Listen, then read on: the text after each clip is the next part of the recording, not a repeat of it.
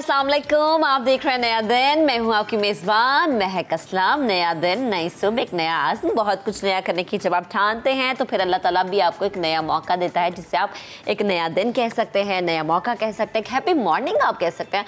और बड़ा ज़रूरी होता है जी कि आपकी जो मॉर्निंग है वो इस तरह से हैप्पी हो जाए कि उसका स्टार्ट, उसका जो आगाज़ है बड़ा अच्छा हो। वैसे तो बहुत सारे डॉक्टर्स कहते हैं जी कि दिन का आगाज़ एक गिलास पानी से होना चाहिए, लेकिन उसके साथ साथ मुझे लगता है एक अच्छी एडवाइस के साथ, एक अच्छी बात के साथ आपके दिन का आगाज़ होना चाहिए, ताकि वो कहीं ना कहीं आप कभी जब दिन के किसी एक फारिग वक्त में बैठ के सोचें कि अच्छा सुबह 9 बजे महक अपने प्रोग्राम में क्या बात कर रही थी और आपको वाकई महसूस हो कि हाँ यार वो एक अच्छी बात थी। तो आज की अच्छी बात आपके साथ शेयर करते हैं। मौलाना जलालुद्दीन रूमी रहमतुल्लाह अलैह कहते हैं कि फूल बादल के गरजने से नहीं, बादल के बरसने से उगते हैं, लिहाजा अपनी आवाज़ के बजाय अपने दलाइल को हमेशा बुलंद कीजिए। वो कहते हैं ना कि जाहिल के साथ बहस करने का कोई फ़ायदा नहीं है। वो जब देखेगा कि उसकी हार करीब है तो वो अपनी आवाज़ बहुत ज़्यादा बुलंद कर लेगा, चीखने चिल्लाने लगेगा।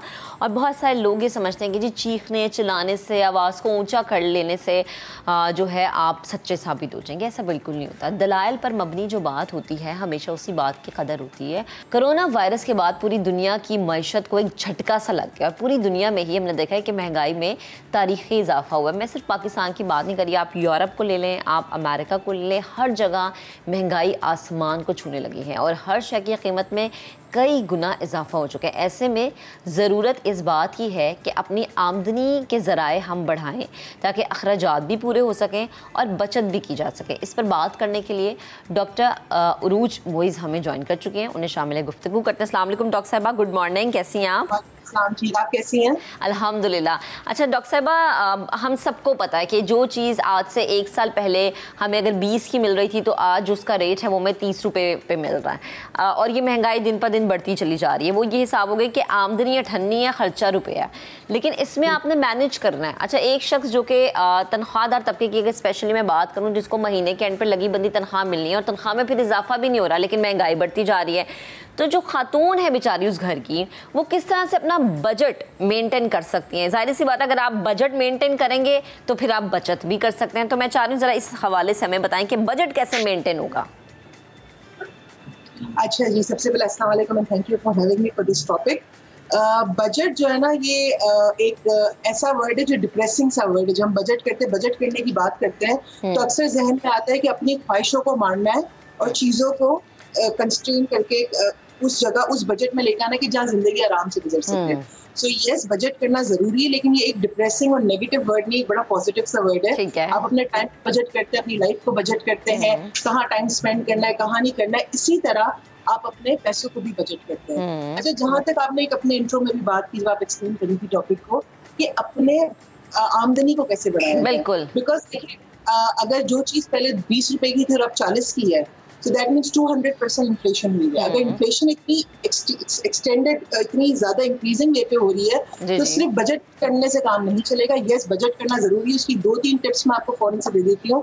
पहली बजट करने की ये टिप है कि आपने देखना है कि आप फालतू की सब्सक्रिप्शन के पैसे कहाँ दे रहे हैं। अच्छा, बहुत सारे लोग ये सोचेंगे कि यार मतलब मैं सिर्फ 100 रुपए की सब्सक्रिप्शन है, 300 रुपए की सब्सक्रिप्शन है। इस मोबाइल के अंदर हम बहुत सारे ऐसे अनवॉलंटरली अमाउंट पे कर रहे हैं जिनका हमें अंदाजा ही नहीं है। तो सबसे पहले अगर फालतू सब्सक्रिप्शन कहीं पे कर रहे हैं आप, कहीं की आपने मेंबरशिप ली हुई है, तो देखिए अगर आप उसको यूज कर रहे हैं तो ठीक है, वरना उसको डिस्कनेक्ट करते हैं। सेकेंड चीज, एक मैंने डॉक्यूमेंट्री देखी थी बहुत साल पहले, मैंने आई वाज ओनली 10 ईयर्स, और उसमें एक बात की थी कि आने वाले दिनों में महंगाई इतनी हो जाएगी और रिसोर्सेज इतनी कम हो जाएंगी दुनिया में, इसलिए महंगाई होगी, तो लोग डॉलर को अपने टैंक में डला के तो गाड़ी नहीं चलाएंगे, पेट्रोल चाहिए होगा। बिल्कुल ऐसा ही है। उस शख्स ने, उसने एक बात की थी कि आप अपने घरों में, आपने सब्जियों की बहुत अच्छी बात की कि उस वक्त उस शख्स ने डॉक्यूमेंट्री में बात की थी कि अपने घरों में सब्जियां उगाएं, चाहे कोई छोटी मोटी क्यों ना, लेकिन you will be able to have your own things that you are growing,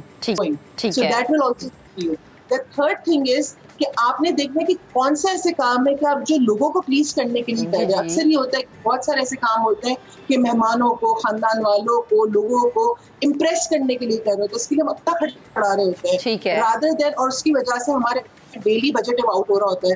तो देखिए कौन सी ऐसी चीजें जो आप लोगों को इम्प्रेस करने के लिए करो जो जरूरी नहीं है। सो मेक अ लिस्ट जिसके अंदर जो जरूरी चीजें हैं, जो आपके काम आएंगी, जो आपके डे टू डे खर्चे हैं, बच्चों की एजुकेशन है, उस पर ध्यान दें बनस्बत लोगों को प्लीज करने के। तो ये 3 चीज अगर आप करेंगे तो डेफिनेटली आप बहुत सारे अपने पैसे बचा सकते हो। जहाँ तक आमदनी बढ़ाने का सवाल है, बिल्कुल बिल्कुल, मैं यही आपसे पूछना चाहती थी कि जैसे अभी मैंने जिक्र भी किया ना कि, और ये एक हकीकत है कि हम सिर्फ एक नौकरी पे गुजारा नहीं कर सकते। अगर हम ये कहें ना कि जी आप दिन में एक नौकरी करें, हमें साइड पे कोई अपना बिजनेस शुरू करना पड़ता है। और डॉक्टर साहबा वो बिजनेस भले से छोटा मोटा हो, आप ऑनलाइन कोई काम करें, वो बिजनेस करना बड़ा जरूरी है।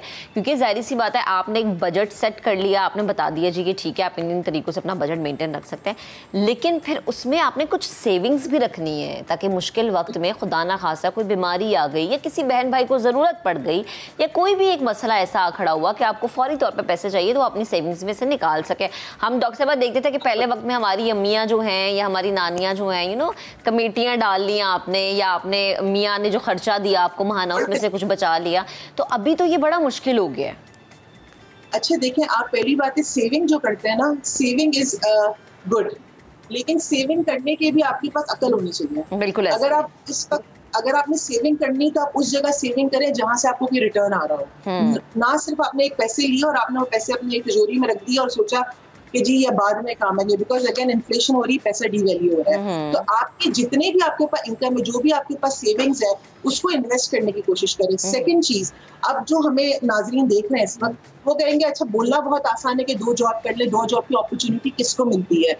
आपको मैं ये बात बिल्कुल कॉन्फिडेंस से कह रही हूँ कि जॉब्स और अपॉर्चुनिटीज अवेलेबल है। जहां भी दुनिया में कोई क्राइसिस आएगा उसके साथ हमेशा अपॉर्चुनिटीज अराइज करती है। जिस तरह कोविड की आपने बात की, जब कोविड हुआ तो उसके अंदर हर चीज बंद हो गई, लेकिन ऑनलाइन बिजनेसेस लोगों ने करना शुरू कर दिया। ऐसा ही है। इसी तरह आप एक सारे नाज़रीन जो इस वक्त देखते हैं, उन्होंने सिर्फ ये करना है कि देखें आपके पास क्या वसाइल हैं। अब हम जब वसाइल की बात करते हैं, वो कहते हैं कि जी मेरे वालिदैन अमीर नहीं, मेरे पास गाड़ी नहीं है, मेरे पास ये नहीं। नो, वसाइल, सबसे पहला वसाइल आपके पास आपका टाइम है।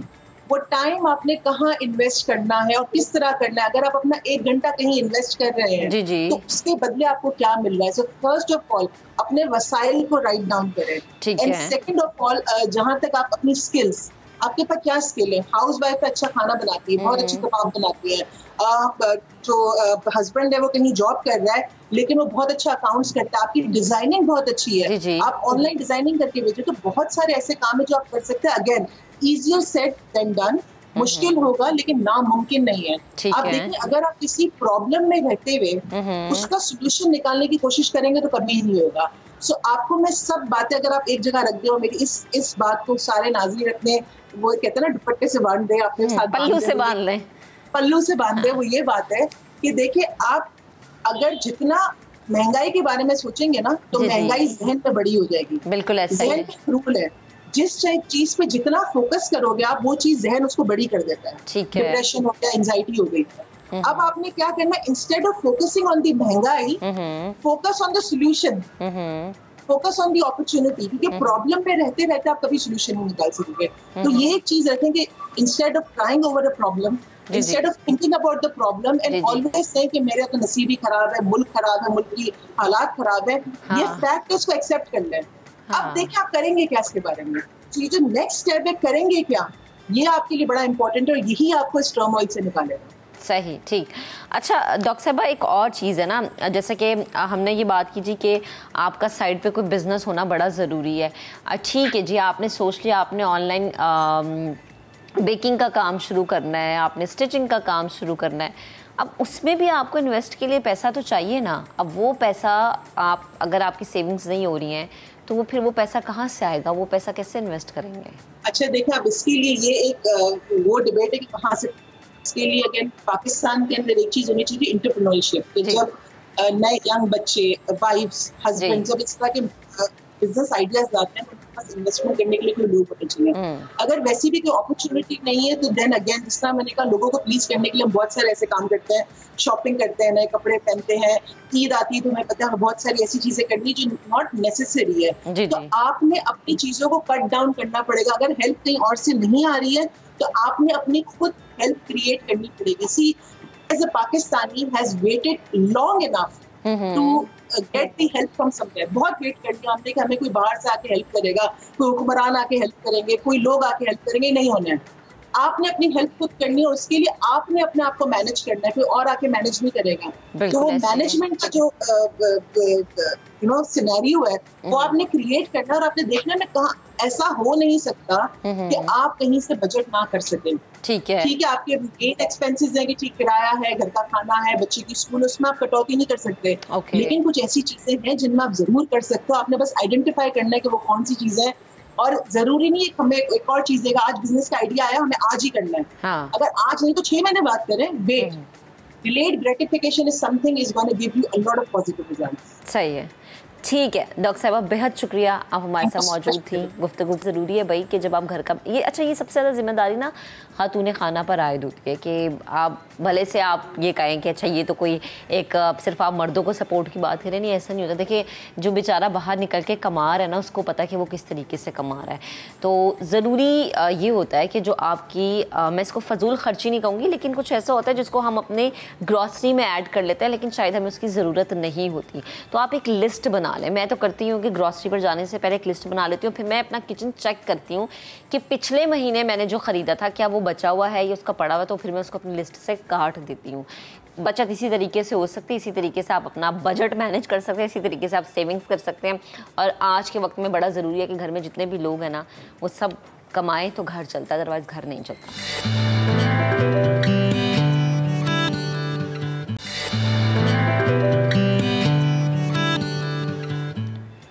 Welcome back once again. अच्छा जी, आपको बताएं कि जब किसी को हिप्नोटाइज़ किया जाता है तो माहिर नफ्सियात पहले उसे पुरसुकून हालत में लेकर आते हैं।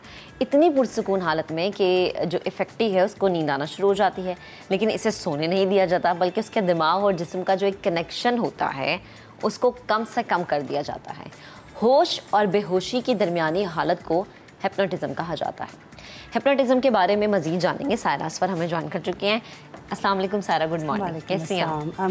ये क्यों करते हैं आप, बेहोशी, होश, और फिर आप सामने वाले से हर बात उगलवा लेते हैं? बहुत सारे ना ऐसे मुजरिम होते हैं जिन्हें हिप्नोटाइज करके उगलवाया जाता है कि जी अच्छा बताएं आपने क्या क्राइम किया था।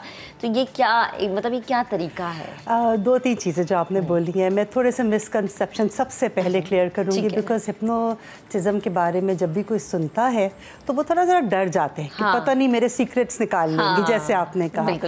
तो मज़े की बात यह है कि आप सीक्रेट्स नहीं निकाल सकते जब तक वो बंदा खुद ना बताना चाहे। अच्छा। तो जो क्राइम की आपने बात की, लोग ऐसे होते हैं जिनसे इंफॉर्मेशन निकाल रही होते हैं, वो विलिंग होते हैं हिप्नोटाइज होने के लिए। बिल्कुल। हिप्नोटिज़म के हिप्नोथेरेपी के बारे में 2-3 मिसकंसेप्शंस हैं। नंबर 1, अगर हिप्नोटाइज हुए तो ऐसा तो नहीं कि हम हिप्नोटाइज रह जाएंगे। अच्छा। हम उठ नहीं पाएंगे, ऐसा कुछ भी नहीं है। और दूसरा ये कि हमारे सारे सीक्रेट्स उनको पता चल जाएंगे, ऐसा भी कुछ नहीं है। You have to be willing to be a participant. तीसरी चीज़ उसके अंदर ये होती है कि कितना असर रहेगा, is it healthy, is it safe. Absolutely, if you go to a good hypnotherapist, it's safe. अच्छा, मुझे बताएं कि इसके अंदर पेशेंट खुद आ रहा है, ये हिप्नोटाइज जो थेरेपी है हम क्यों यूज़ करते हैं? बहुत अच्छा सवाल किया आपने, बिकॉज ये बेसिक्स आपने सारी पकड़ ली इस बात की। देखिए, जब आप एक किताब पढ़ रही हैं, ठीक है, और आप उस किताब में इतनी इनग्रॉस हुई हैं कि आपको कुछ होश नहीं कि आपके अराउंड क्या हो रहा है, तो उस किताब ने आपको हिप्नोटाइज कर लिया। इस वक्त में हम मोबाइल ऐसे इस्तेमाल करते हैं गुम हो गए कि हमें पता ही नहीं होता इर्द गिर्द क्या हो रहा है। बिल्कुल, मोबाइल ने आपको हिप्नोटाइज किया होता है। ठीक है। हिप्नोटाइज करने के लिए आपको हम अपने टोन ऑफ वॉइस से, हम क्लाइंट से पहले तो मैं आपको प्रोसीजर बता देती हूँ। ऐसा होता है कि फॉर एग्जांपल कोई भी क्लाइंट है, उसको लगता है कि मेरी कोई इमोशनल मेंटल ब्लॉकेज है और मैं ये काम करना चाहता हूँ लेकिन मुझसे होता नहीं। मैं कंसंट्रेशन नहीं कर पा रहा पढ़ाई में, मैं वेट नहीं लूज़ कर पा रहा, मैं ये अचीव नहीं कर रहा, तो क्यों नहीं कर रहा? कॉन्शियस माइंड ने डिसीजन किया हुआ है कि मुझे काम करना है, सब conscious mind is not on board. तो जो हम हिप्नोथेरेपी के थ्रू इस क्लाइंट से डिस्कस करते हैं, जी ये आपके इश्यूज़ हैं, हम इनको इस तरह सॉल्व करेंगे, और आप लेट जाएं, बस रिलैक्स करें। और आप मेरी आवाज़ सुनते रहें, और आप टोन और जो वर्ड्स जो हिप्नोथेरेपिस्ट यूज़ करता है उससे उनका माइंड बहुत रिलैक्स कर जाता है। इसमें सारा किरदार टोन का है? टोन, वर्ड्स, सेंटेंसेस, क्योंकि हम सबकॉन्शियस को कैटर कर रहे होते हैं। तो फिर उससे क्या होता है, हम उनके माइंड को थीटा स्टेट में ले जाते हैं, जो एक ऐसी स्टेट ऑफ माइंड होती है जैसे आप सो रही हैं और आप उठी हैं, आपको पता है कि आप अपने रूम में आपने आंखें नहीं खोली हुई, you are aware but you are still not aware. वो थीटा स्टेट होती है, रिलैक्स स्टेट होती है। इसमें सजेस्टिबिलिटी बहुत ज़्यादा हाई होती है। तो मैं आपको उस पॉइंट पे अगर कोई भी सजेशन दूं, आपका माइंड उसको ज़्यादा एक्सेप्ट करेगा। अच्छा। तो थीटा स्टेट में ले जाके हम सब कॉन्शियस को with the permission of the client जो भी इंस्ट्रक्शंस देनी होती है हम दे देते हैं। And then I ask him just open your eyes. उनको थ्रू कुछ सिनेरियोज हम लेके जाते हैं। अच्छा, आप इमेजिन करें आप एक गार्डन में खड़ी हैं, आप ये कर रही हैं, आपका माइंड आपको क्या दिखा रहा है। आप यकीन करें कि हिप्नोथेरेपी के सेशंस में लोग आते हैं थिंकिंग कि हम ये देखेंगे माइंड में अपने, and it is totally different. वो सरप्राइज हो जाते हैं कि यार मेरा माइंड असल में मैं ऐसे सोचता हूँ। अच्छा। असल में मेरी ये हकीकत है। And 90% of the clients and up crying. बहुत रोते हैं लोग, क्योंकि जब आप इस स्टेट में होते हैं तो आपका माइंड आपको वो चीज़ें बता रहा होता है जो आपके लिए आपकी ट्रूथ होती है। हर एक एक्सेप्ट नहीं कर पा रहा होता, उनको पता नहीं होता कि मेरे अंदर जो दुख है, मैं समझ रहा हूँ कि ये दुख इस वजह से, असल में वो दुख इस वजह से।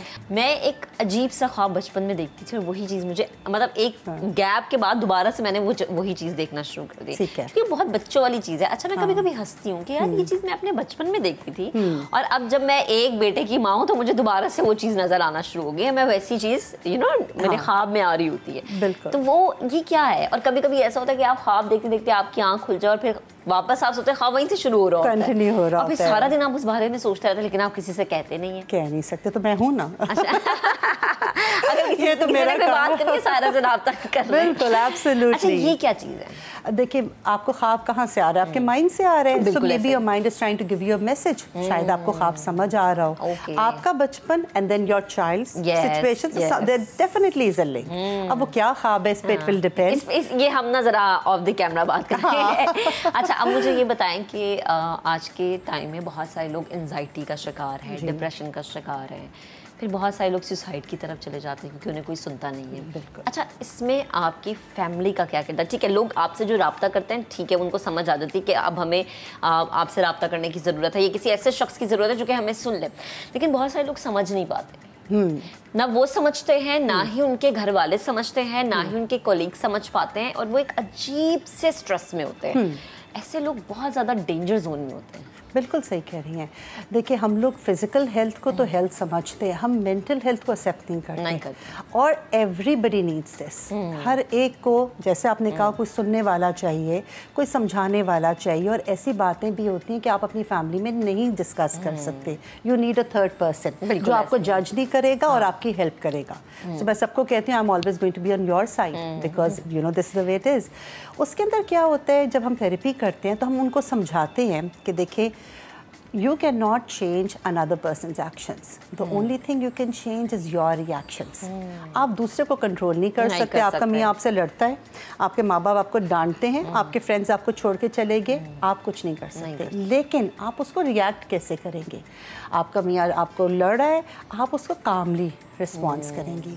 आपके माँ बाप के साथ इश्यूज हैं, आप अंडरस्टैंड करेंगे। ये सब थेरेपी के थ्रू बहुत आराम से हो जाता है। अच्छा, मुझे बताएं, हिप्नोटाइज थेरेपी में जब आपके पास आपके क्लाइंट आए, अच्छा, वो कोई भी रिलेशन हो सकता है, वो आपकी अम्मा के साथ हो सकता है, अब्बा के साथ हो सकता है, आपका शौहर, या कभी कभी माएँ बच्चों की वजह से बहुत डिप्रेशन में चली जाती हैं कि माएँ आती हैं जी कि बच्चे बहुत तंग करते हैं और बहुत ज़्यादा उन्हें डिप्रेशन में लेके जाते हैं। इसमें जो स्टेजेस हैं, सबसे ज़्यादा अलार्मिंग और डेंजरस स्टेज कौन सी होती है, जो कभी कभी आपने अपने क्लाइंट में भी देखा, आप खुद भी हैरान हुए? जब लोग फील ऐसा करने लगे कि मुझसे कोई प्यार नहीं करता, जब वो अलोन फील करने लगते हैं, जब उनको लगता है कि मेरी कोई सुनता नहीं है और मैं किसी को बोल नहीं सकता जो आपने बात की, वही बात है। ये सबसे ख़तरनाक स्टेज होती है क्योंकि यंगस्टर्स में बहुत ज़्यादा है आजकल। मैं इट्स सैड, लेकिन यंगस्टर्स के अंदर ये बहुत है।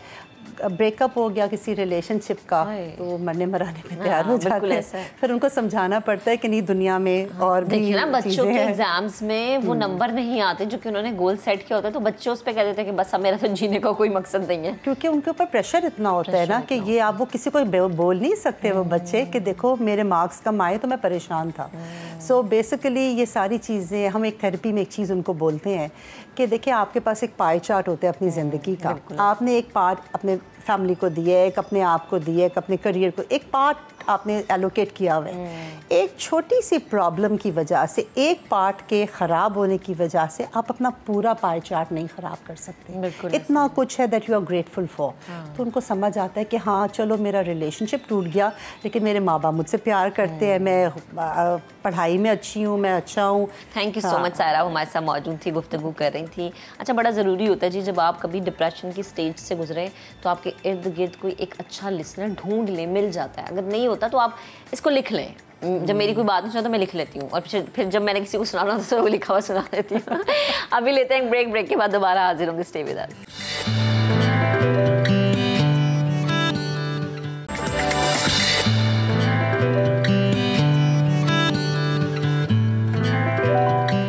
Welcome back once again. अब बात करेंगे आपकी सेहत से मुताल्लिक। मिर्गी, जिसे हम अंग्रेज़ी में एपिलेप्सी कहते हैं, ये एक दिमागी मरज़ है जो कि बाज़ इंसानों के दिमाग में किसी ख़ास वजह से दिमागी करंट की पैदावार का निज़ाम बिगड़ जाता है और इसका नतीजा मिर्गी के दौरे की सूरत में ज़ाहिर होता है। अच्छा, जो कैफियत होती है, जो सिचुएशन है, ये चंद मिनट्स तक रहती है।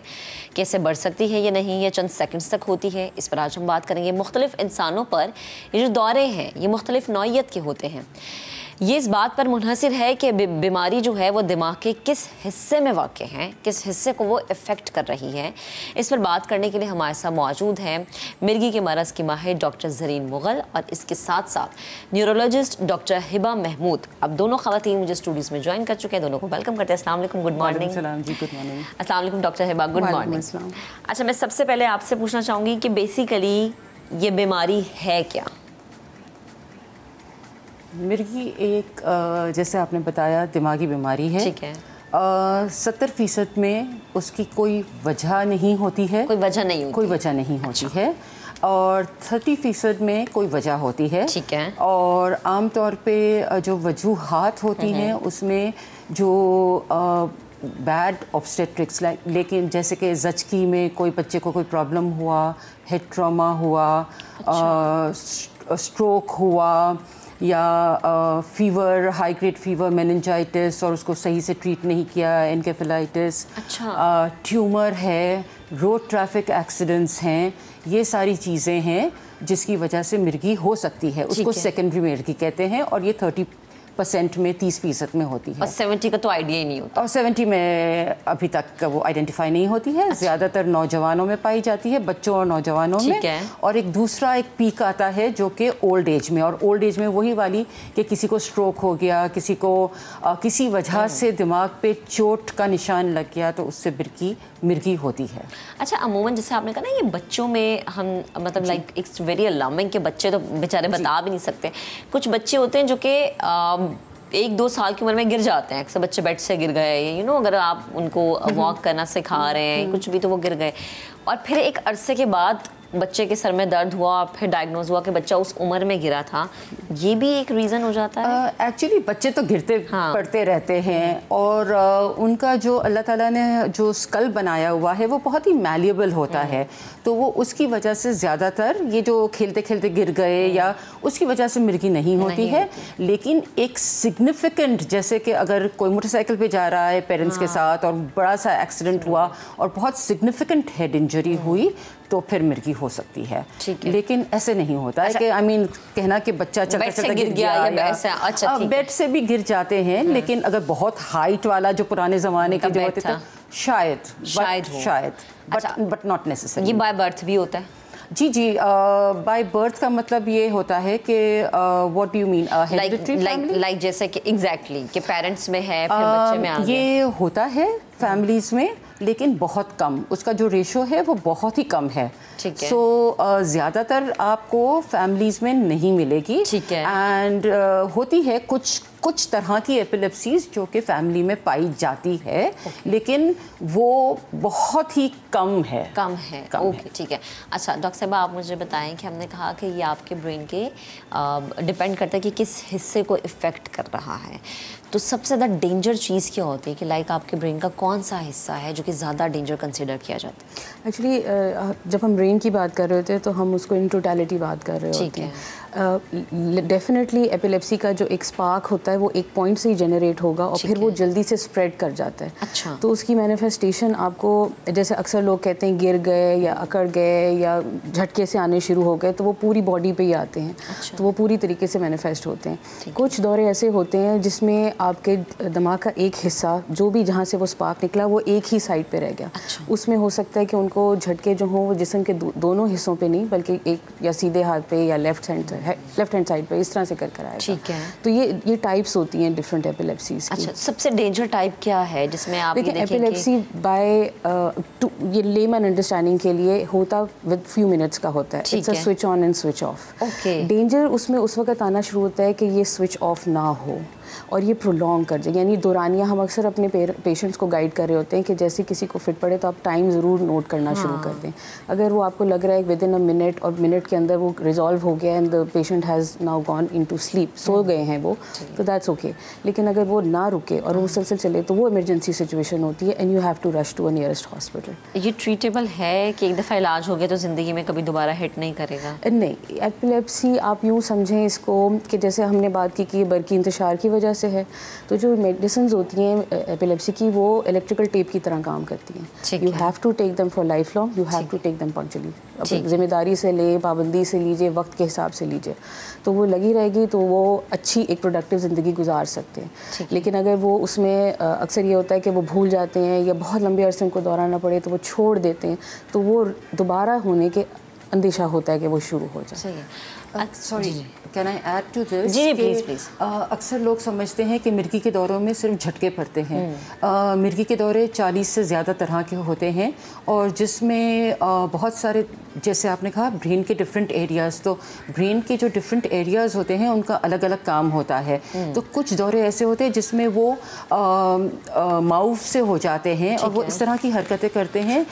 पीपल थिंक कि दे आर साइकाइट्रिक पेशेंट्स। वो घर से भागना शुरू कर देते हैं, कोई कुछ कपड़े खींचना शुरू कर देते हैं, मार-धाड़ करना शुरू कर देते हैं।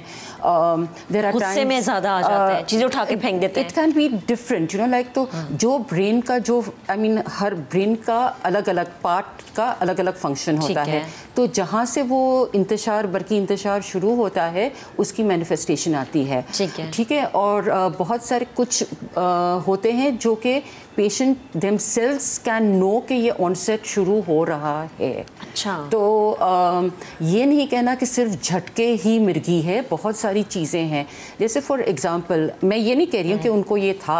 आपने रिसेंटली एक बहुत वायरल हुई थी video clip about this gentleman जिसका एक PIA की फ़्लाइट के ऊपर उसने हिट करना शुरू कर दिया था। एंड तो अगर आप बहुत क्लोजली अगर एज एन एपिलेप्टोलॉजिस्ट या कुछ आप देखें तो आप, हमने जो जितनी देखी, हमने रिसर्च की, हमने जितनी मूवी देखी, क्लिप देखी, उससे हम कह सकते हैं कि हो सकता है the way he was responding कि वो उसको एक मिर्गी का दौरा हो and he should see a neurologist and have himself treated. Okay. अच्छा, मुझे बताएं कि इसमें ये जो 1 मिनट का दौरानिया है, ये 1 मिनट से 60 सेकंड से ये कम भी है, उसमें इंसान बिल्कुल बेकाबू हो जाता है।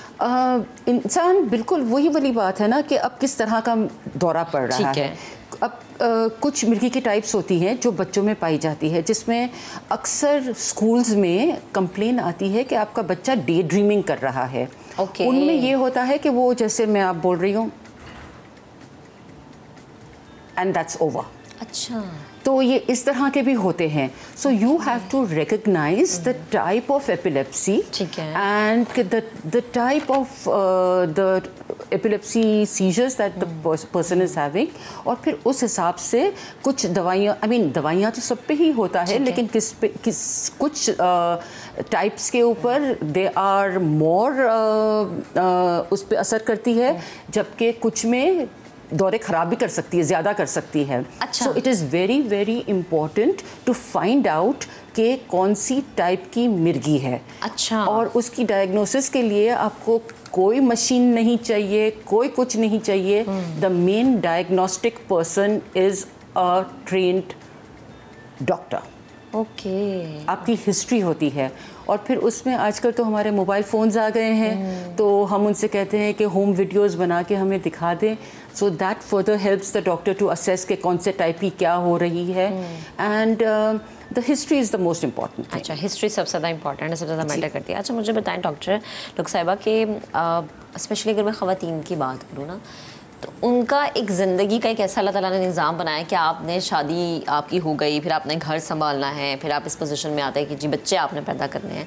तो क्या एक ख़ातून के लिए इस सिचुएशन के साथ बड़ा आसान होता है प्रेगनेंसी की स्टेज पर जाना? बिल्कुल, लेकिन उसमें हम सिर्फ ये कहते हैं कि आप अपने जो कंसल्टेंट डॉक्टर है ना उसके साथ राब्ते में रहें। अच्छा। और आपको वो आपके देखिए, आप अगर जितना ज़्यादा अपने डॉक्टर से डिस्कस करेंगे, द हस्बैंड एंड वाइफ आके अगर अपने प्लान प्रेगनेंसी जिसे हम कहते हैं वो आप करें, बिल्कुल प्रेग्नेंट हो सकती हैं। They can get pregnant, they can take care of their kid as well. Obviously they will have to उनको अपनी दवाइयों की पाबंदी रखनी होगी, उन्होंने अपनी नींद का ख्याल रखना होगा। हम ज़ाहिर उनकी काउंसलिंग करते हैं, उनको बताते हैं, लेकिन ये बिल्कुल कोई ऐसी बात नहीं है। दे कैन वो प्रेग्नेंट हो सकती हैं, फैमिली स्टार्ट कर सकती हैं। ठीक है। अच्छा, ये तो स्पेशली एक ख़वातीन के मामले से होगा। इसका वैसे इलाज है क्या? मेडिसिन ही है, कुछ थेरेपीज भी आ जाती हैं, फिर काउंसलिंग बहुत मैटर करती है? काउंसलिंग तो बहुत मैटर करती है। देखिए, इलाज, दवा से इलाज आपको डॉक्टर ज़रूर बताएंगे, जब भी आप डॉक्टर के पास जाएंगे वो जाएंगे। लेकिन एपिलेप्सी में क्योंकि आपको पेशेंट को रीइंश्योर भी करना होता है कि वो जैसे कहते हैं ना, सब्र से वो ये इसका इलाज करें, पाबंदी रखें। ठीक है, कोई भी प्रॉब्लम हो, दवा का साइड इफ़ेक्ट हो, कुछ भी हो, अपने डॉक्टर से आके डिस्कस करें। बहुत सारी दवाइयाँ अवेलेबल हैं पाकिस्तान में, वो आपके हिसाब से साइड इफ़ेक्ट्स, ज़रूरत, जैसे डॉक्टर साहब ने बताया जिस किस्म की आपको एपिलेप्सी हो सकती है उसके हिसाब की आप अप्रोप्रिएट दवा लें, आप you can lead a very normal healthy life. ठीक है। और वो फैमिलीज़, एजुकेशन, स्कूलिंग, ये सब चीज़ें आप कर सकते हैं, कोई कहीं वो प्रॉब्लम नहीं है। बस ये है कि आपको अपना इलाज, वो कहते हैं ना, टिक के करना है, टिक के करना है। और उसको एक्चुअली अगर आप, मैं ये कहूँगी कि आप उसको जितना ज़्यादा कॉन्शियस ना हो ना कि ये मेरा एक इलाज चल रहा है, तो वो ज़ाहिर है कॉन्शियस हो जाते हैं, फिर आप उसको साथ लेके चलें, नॉर्मल ज़िंदगी गुजारिए, अपना सब कुछ कीजिए, सर पे सवार ना करें। सर पे सवार। ठीक है डॉक्टर साहिबा, बेहद शुक्रिया हमारे साथ मौजूद थी। आपका भी बेहद शुक्रिया डॉक्टर साहिबा हमारे साथ मौजूद है। ये जी कि अपनी होने वाली ज़िंदगी में इस तरह की छोटी छोटी चीज़ों को सामने रखें, और अगर हमारे इर्द गिर्द कोई शख्स इस चीज़ में मुब्तला है तो आप उसकी काउंसलिंग कर सकते हैं, उसके लिए बेहतरी का रास्ता तलाश कर सकते हैं, बजाय इसकी कोई चीज़ की वजह से डिप्रेशन में जाना शुरू हो जाए। हमने जाना एक ब्रेक की तरफ, ब्रेक से वापस आते हैं, मज़ीद बातें करेंगे, साथ रहिएगा।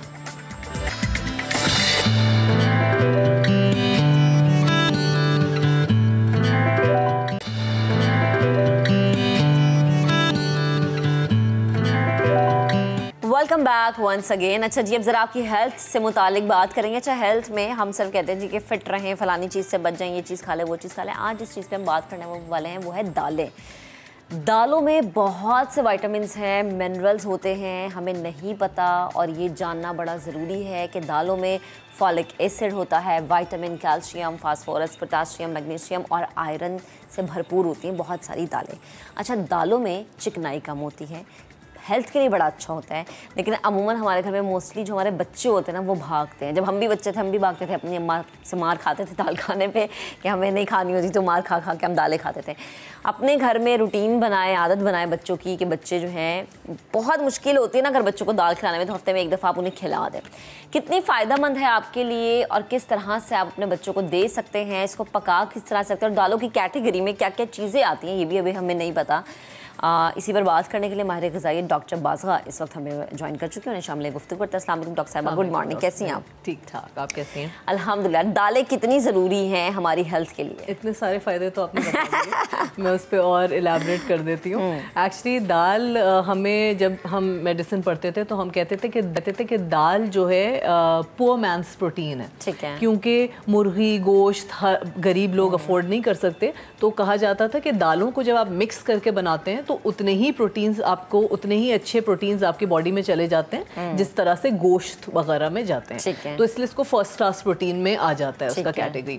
देखें dal again rich source of protein and fibre सबसे इम्पोर्टेंटली। अच्छा, लोग कहते हैं कि जनरली जो आजकल लोग नहीं प्रोटीन कैलकुलेशन कर रहे होते हैं कि अराउंड आपको चाहिए होता है 1.5 to 2 grams ऑफ प्रोटीन पर kilogram of your body weight. तो इसके लगभग बनता है 80 to 90 ग्राम ऑफ प्रोटीन। अगर आप 100 ग्राम्स ऑफ दाल लेते हैं तो उसी में आपको 20-25 ग्राम्स ऑफ प्रोटीन मिल जाता है। It is that good and चूंकि it is very rich in fibre, fibre रेशा जिसको कहते हैं आम जबान में, चूंकि it is very rich in fibre तो क्या होता है आपके बॉडी में आराम से डाइजेशन होता है। जब आहिस्ता आहिस्ता डाइजेशन होता है तो सेटाइटी लेवल, मतलब आपका बॉडी का भूख का सेटिस्फैक्शन लेवल, देर तक आप सेटिस्फाइड रहते हैं, देर तक आपको भूख नहीं लगती। और जब आपको देर तक भूख नहीं लगती तो इनडायरेक्टली आपका वेट लॉस पे अफेक्ट करता है कि आपको ज़्यादा भूख नहीं लगेगी तो आपका वेट लॉस में एड करेगा।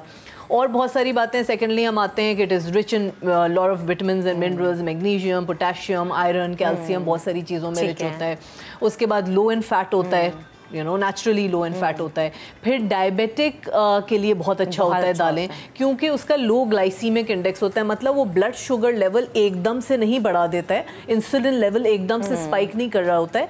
तो आपकी, अगर आपके अंदर डायबिटिक टेंडेंसी, आपकी फैमिली में डायबिटीज़ है, तो आपको डायबिटीज़ की तरफ जाने से रोकता है अगर आप रेगुलरली कंज्यूम करें दाल। अच्छा, डेली बेसिस पे आप डेली नहीं करें तो आप ऑल्टरनेट डे कर लें। बट अब ऐसा नहीं हो सकता कि आप महीने में एक दफ़ा दाल खाएं और आप बोले मैंने दाल का कोटा पूरा कर लिया। ऐसा नहीं है, बट रेगुलरली आप कंज्यूम करें हाफ अ कप, और आप डिफरेंट वैरायटीज ऑफ दाल कंज्यूम करें। Again diversity is very important. हमारे गट बैक्टीरिया को मुख्तलिफ तरह की चीज़ें चाहिए होता है। क्यों? क्योंकि अब जैसे बहुत सारी दालें, मूंग, मसूर, चने की दाल, सो मेनी दाल, होता क्या है कि एक में पोटेशियम ज़्यादा है, एक में ये वाला मिनरल ज़्यादा है। तो जब आप डिफरेंट किस्म की दालों को कंज्यूम कर रहे होते हैं तो हर different kind of vitamins and minerals आपकी बॉडी में जा रहा होता है। तो ये होता है। अच्छा, मुझे ये बताएं कि जो सफ़ेद या काले चने हैं, जिससे मतलब काले चनों में आप काबली पुलाव भी खा लेते हैं बना के, और वाइट जो चने होते हैं उसमें आप वाइट पुलाव बनाते हैं चनों का। इसके अलावा लोबिया, ये दालों की कैटेगरी में फॉल करते हैं? बिल्कुल। पल्सेस एक ब्रॉड कैटेगरी है। पल्सेस के अंदर लेग्यूम्स, ये दालें आती हैं, और ये वन आइड पीस जो होती है जिसको लोबिया कहते हैं, सफ़ेद लोबिया या रेड बीन्स या वाइट बीन्स, मटर, ये सब दालों की कैटेगरी में आते हैं। तो अगर आप जैसे बीन्स, सो गुड बीन्स जो होता है वो जिसको आप लोबिया कहते हैं, फली, जो बहुत सारे नाम होते हैं, अगर आप उसको भी 100 ग्राम ले रहे होते हैं, अगर आप शाम के हेल्दी स्नैक में ले लें, आप उसमें बॉयल करके उसमें सॉल्ट एंड पेपर से सीजन करके उसमें लेमन जूस स्प्रिंकल कर दें तो it is very good. Give it to your children. आप स्नैक्स में बच्चों को स्कूल में दे सकते हैं। It is excellent. Daily basis पे आप, कुछ लोग जैसे डेली बेसिस पे कुछ लोग राइस पसंद करते हैं ना, कि खाने के एक पोर्शन में या तो लंच में या डिनर में, कुछ लोग तो ब्रेकफास्ट में भी कहते हैं कि लंच राइस होने चाहिए। तो अगर जो लोग डेली बेसिस पे दालों का इंटेक कर रहे हैं तो क्या ये सेफ है आपके लिए? बिल्कुल सेफ है डेली बेसिस पे। कुछ लोग मुझसे, मेरे पेशेंट्स कंप्लेन करते हैं कि हमें दाल खाने से ब्लोटिंग हो जाती है, गैस हो जाती है। तो उसका तरीका ये है कि आप दाल को कुछ देर तक भिगो लें, सोक कर लें पानी में, जैसे आधा घंटा या 1 घंटा। तो उससे एक तो गलने में भी आसान हो जाता है, कुकिंग प्रोसेस ईजी हो जाता है, दूसरा आपका डाइजेशन आसान हो जाता है बॉडी में, तो उससे ब्लोटिंग वगैरह कम होती है। बट रेगुलर बेसिस पे आप कंज्यूम करें, नथिंग लाइक। किस तरह के पेशेंट्स को आप एडवाइस करती हैं कि जी आप दालों का अपना इंटेक बढ़ाएं? कौन से ऐसे पेशेंट हैं? देखिए, एक तो प्रेगनेंसी में, ठीक है, पेशेंट, और ग्लूटेन फ्री डाइट जो लोग लेते हैं, जिनको सीलिएक डिजीज या कोई प्रॉब्लम होती है, ग्लूटेन से एलर्जी होती है, तो वो सेफली कंज्यूम करते हैं। डायबिटिक या प्री डायबिटिक लोग, ये इन लोग की, इनको ज़्यादा अपनी मिकदार बढ़ानी चाहिए। In fact every age group, every kind of people should increase their intake of pulses. और बेस्ट टाइम इसका, या आप लंच डिनर दोनों में कर सकते हैं? हाँ, बिल्कुल कर सकते हैं। लंच मैं हमेशा सजेस्ट करती हूँ कि लंच आपका बिगेस्ट मील होना चाहिए। डिनर आपका, अगर आप डिनर में भी खाएं तो खाली दाल खा लें, मतलब कुछ लोग लेंटिल सूप बना के पीते हैं, वेस्टर्नाइज कल्चर हमारे। और इनफैक्ट महक, हम लोग इतने लकी हैं कि ये तो दालें तो हमारे कल्चर ट्रेडिशन में शामिल है। आप जरा देखें ना, कराची और पंजाब के आप खाने निकालें तो भाई वो एक दालों के मिक्स करके कुछ मेरी अम्मा बनाती है, पता नहीं क्या, लेकिन इतना मजे का होता है कि इतना वो, अच्छा 3-4 दिन रख के भी खा लो ना, वो उसका जायका वैसे ही रहता है। अच्छा, मुझे ये बताएं कि अक्सर लोगों को मैंने देखा कि नाश्ते में आप दाल खा रहे होते, दाल पराठा बहुत सारे लोगों को पसंद होता है। तो नाश्ता अगेन वही बात है कि वो आपका एक ब्रेकफास्ट है, ठीक है। जो लोग ज़्यादा शिकायत करते हैं ब्लॉटिंग की, आई थिंक उनके लिए ज़रूरी है कि वो नाश्ते में दाल का इंटेक ना करें। ठीक है, वही मैं कहती हूँ कि एकदम से कुछ लोग भाई प्रेफरेंस पे शामिल है। इट डजेंट मैटर अगर आप नाश्ते में भी दाल का इस्तेमाल करें, लेकिन मॉडरेशन में करें। एज एन अगर आप दाल ले रहे हैं तो उसके साथ चावल इतना ज़्यादा ना लें, चावल की इंटेक कम रखें, क्योंकि ज़्यादातर हमारे पाकिस्तान में वाइट राइस कंज्यूम होता है, यू नो। तो वाइट राइस को अवॉइड करके मैं जैसे अगर आप दाल के साथ रोटी खाएं लंच में तो वो ज़्यादा बेहतर है बनस्बत चावल खाने में, अनलेस आपको कोई प्रॉब्लम। दालें ही होती है ना जिनसे खिचड़ी बनती है। एग्जैक्टली, खिचड़ी सो गुड। और हम अक्सर अपने बच्चों को खिला रहे होते हैं ना। बिल्कुल। मैं अब अपने बेटे को खिलाना शुरू हुई खिचड़ी, तो मुझे आइडिया है कि भाई अच्छा दाल से बन रही है तो दाल आपके लिए बड़ी जरूरी है। खिचड़ी बहुत ही अच्छी चीज़ है। आप खिचड़ी के साथ स्टीम वेजिटेबल्स इंक्लूड कर सकते हैं। वीनिंग के लिए जब बच्चे को पहला खाना दिया जाता है तो उसमें खिचड़ी का आप इंट्रोड्यूस, वही चीज़ होती है कि बचपन से ही आपने कोई चीज़ इंट्रोड्यूस की हो ना तो वो बच्चे में इनकॉर्पोरेट हो जाती है, टेस्ट डेवलप हो जाता है। ठीक है। अच्छा मुझे बताएं, हम हमेशा बात करते हैं कि सीजनल फ्रूट्स, सीजनल वेजिटेबल्स, क्या इसी तरह से दालों के भी सीजन होते हैं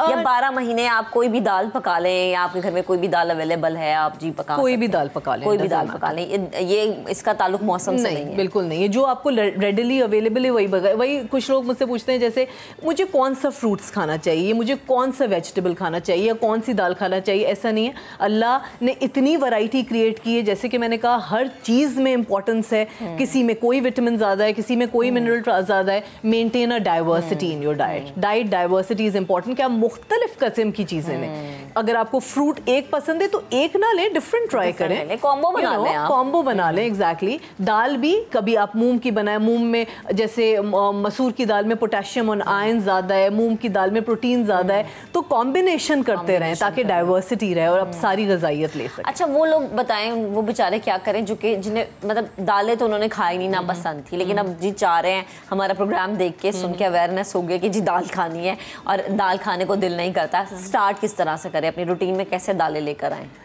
देखें, पहले तो वही पल्सेस का मतलब होता है दाल, चिकपीस, सफ़ेद चने या बीन्स वगैरह, ये सब इंक्लूड करने का सोचें अगर आप कर रहे हैं तो। अब आपको बिल्कुल खाली दाल नहीं पसंद तो आप पहले थोड़ा सा अंडे के साथ बना लें दाल, या आप थोड़ा सा गोश्त के साथ बना लें, या यूँ भी करें कि मैं कभी ऐसा करती हूँ कि जैसे आपने कल कोई बनाया हो आपने करी चिकन के साथ या मटन के साथ, तो आप क्या करें, जैसे आपने मूंग मसूर की दाल बनाई और आखिर में वो जो बची हुई सालन है आपका रात का, वो उसमें ऐड कर दें तैयारी के वक्त। अच्छा, तो वो उसमें एडिशनल मज़ा दे देता है, यू नो, बहुत अच्छा होता है। तो यूँ ट्राई करें। अगर आपको सादा दाल नहीं पसंद, दाल जाना चाहिए किसी भी तरह से। अच्छा, अक्सर दालें सब्जियों में भी बन जाती हैं। बिल्कुल, आप इतनी सारी वैरायटीज दुनिया में डिफरेंट रीजन्स में खाने वाले आप बने, दाल आपको मिल जाएगी और बन भी जाएगी। बन भी जाएगी, डिफरेंट सोच सकते हैं, डिफरेंट रेसिपी। ठीक है, thank you so much. Doctor साहिबा मौजूद थी, गुफ्तगू कर रही थी। बड़ा ज़रूरी है भाई कि आप प्लान इस तरह से बनाएं कि जिसमें बीफ, मटन, चिकन अगर ऐड है तो आपके पास साइड्स पे वेजिटेबल्स भी होने चाहिए, और इसके साथ ही साथ आपके डाइट प्लान में, आपके लंच में या आपके डिनर में जो है वो दालें भी शामिल हो, क्योंकि दालों में भी बहुत सारी अल्लाह ताला ने नेमतें रखी हैं।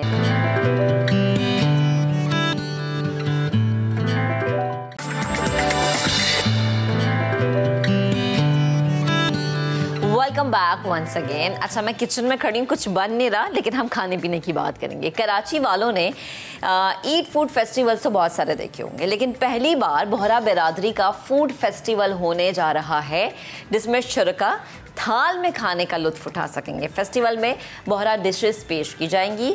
बच्चों के लिए फ़न मेला होगा जिसमें जिप लाइन का खुसूसी एहतमाम है। मैं तो अपने बच्चे को लेके जाऊंगी, आप भी आइएगा। और कुकिंग मुकाबले भी होंगे। ये फेस्टिवल 24 से 26 फरवरी नॉर्थ नाजिमाबाद के मशहूर निजी मॉल में होने जा रहा है। इस फेस्टिवल में क्या कुछ है खाने के लिए, कितने स्टॉल्स हैं, आप लोग टिकट कैसे बुक करा सकते हैं, कैसे इस फेस्टिवल का हिस्सा बन सकते हैं, हमें बताने के लिए अली असगर जमाली और इसके अलावा 2 खवातीन जो कि वहाँ पे अपने स्टॉल्स भी सजाएंगी। बहुत सारे स्टॉल्स होंगे, लेकिन हमने कहा कि 2 को बुला लेते हैं, 2 से ही जान लेते हैं। मुनीरा और अरवा इस वक्त हमारे साथ मौजूद हैं, उनसे हम जानेंगे। तो सबसे पहले हम बात करते हैं मुनीरा से, जो अपने साथ अब बोहरा डिशेस भी लाई हैं। अरवा भी हमारे साथ मौजूद है। सो मुनीरा, आप मुझे बताएं कि कौन कौन सी डिशेस हैं? मैं बेसिकली गुजराती डिशेस लेके आई हूँ। अच्छा, जैसे? तो जैसे ये खमन ढोकला, ठीक है, खांडवी और वड़ा पाव। अच्छा दोबारा बताएं मुझे नाम, बड़ा एक्साइटेड हो रही हूँ मैं सुन के। खमन ढोकला। खमन ढोकला, ठीक है। खांडवी। खांडवी, अच्छा। और वड़ा पाव। वड़ा पाव, अच्छा ये सारी स्पाइसी मुझे लग रही हैं क्योंकि इसके ऊपर मिर्ची ये इसके साथ गार्लिक चटनियाँ सर्व होती है। ठीक है। खमन और खांडवी के साथ ग्रीन चटनी हम बेसिकली सर्व करते हैं। ठीक है, अच्छा जी। तो अब ये गुजराती डिशेस अब बच्चों को स्नैक्स में भी दी जाती है क्योंकि बहुत ज़्यादा हेल्दी होती हैं ये। जी, बहुत। हम लंच बॉक्स में भी इसे दे सकते हैं, वैसे पार्टीज में भी एज अ स्टार्टर भी आप सर्व कर सकते हैं। ठीक है। और हमारा जो थाल सिस्टम होता है उसमें भी आप एज अ साइड डिश भी इसे यूज़ कर सकते हैं। ठीक है। ये बहुत हेल्दी है, पार्टीज वगैरह में बहुत हेल्दी है। बेसिकली ये हमारी गुजराती डिशेस हैं जो हम थाल में और दूसरी जगह पार्टीज में वगैरह इवेंट्स वगैरह हो तो उसमें ये सर्व होती है। तो ये अभी मैं खाऊंगी, अभी मैं आपको बताऊंगी। अच्छा, अरवा भी जो है वो स्टॉल जो है अपना लगाएंगी और आज पिज़्ज़ा पराठा उन्होंने बनाया है। अच्छा अरवा मुझे बताएं कितने इसमें मसाले डले हैं, कितना ये स्पाइसी है? बेसिकली ये स्पाइस लेवल, ये हमारा एक्चुअली भोरा पिज़्ज़ा पराठा तो आपने बहुत किस्म के खाए होंगे, लेकिन ये इसमें हमने स्पेशली मैंने इसमें बोरा फ्यूजन डाला हुआ है, यानी ये हमारे मतलब मैं बेसिकली अपने घर के मसाले वगैरह सब इसमें यूज़ करती हूँ। अच्छा। इसके अलावा भी आपको दूसरे स्टॉल्स पे भोरा कल्चर्स के हिसाब से आपको बहुत सारी आइटम्स मिलेंगी वहाँ पे। भोरा फ्राई चिकन भी मैं बनाती हूँ, इसके अलावा रान हो गई, दस्ती हो गई, ये सब चीज़ें हम लोग, ये हमारी सारी स्पेशलिटी है भोरा कल्चर की, जो हम स्पेशली आपको वहाँ पे थाल में भी आपको सर्व होगी। इसके अलावा दूसरे स्टॉल्स होंगे जहाँ पे आपको सारे भोरा फूड्स की स्पेशलिटी आपको मिलेगी। लगी थी कि इस कल्चर के जो स्पेशल फूड्स हैं जो कि बड़े अट्रैक्टिव हुई ना, जैसे आपको निहारी बहुत अट्रैक्ट करती है, बिरयानी बहुत अट्रैक्ट करती है, सो कौन कौन सी स्पेशल डिशेस हैं?